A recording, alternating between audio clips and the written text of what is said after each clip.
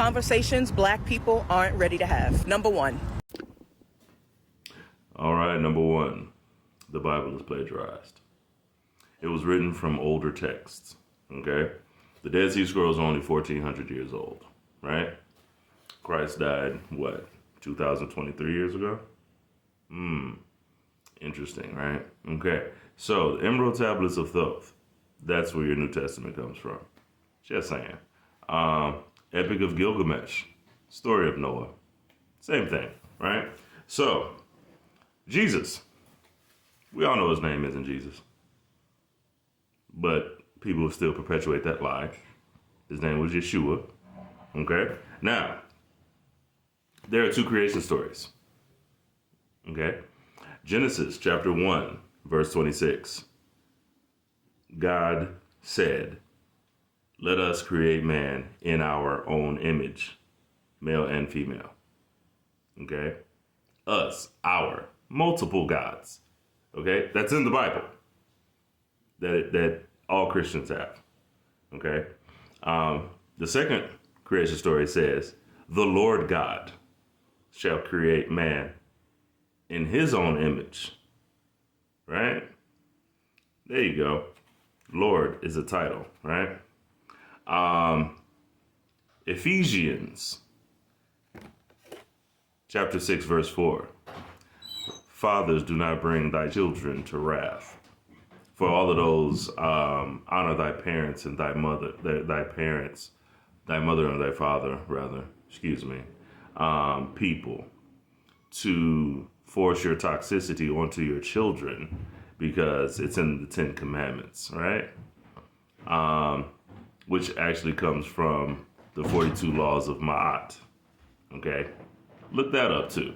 So, Ephesians chapter 6, verse 4. "Fathers, do not bring thy children to wrath." Meaning, don't piss off your kids, right? Don't abuse your children. Oh, and when they say spare the rod, spoil the child, that didn't mean beat your kids. It meant the rod that they're talking about is the shepherd's rod. Okay? The shepherd's rod, meaning lead them properly in the ways of God, right? That's what it meant. It didn't mean beat your kids, right? That's what our ancestors were told it was, okay? Please start investigating the history behind this book, okay? And if you're afraid of questioning God, well, it's in the Bible. He says, "Prove me." What does that mean? That means question. And if God is so powerful, he'll stand up to any scrutiny that any human being can come up with, right? So if you're a devout Christian, start questioning, okay? Because a lot of these organizations, they tell us things, and they tell us their interpretation of these things. But historically, they're the ones who changed things. They're the ones who stole things. Those are the ones, historically, who created all types of, wars and atrocities in the name of this edited book. Also, look up Emperor Constantine and the Council of Nicaea.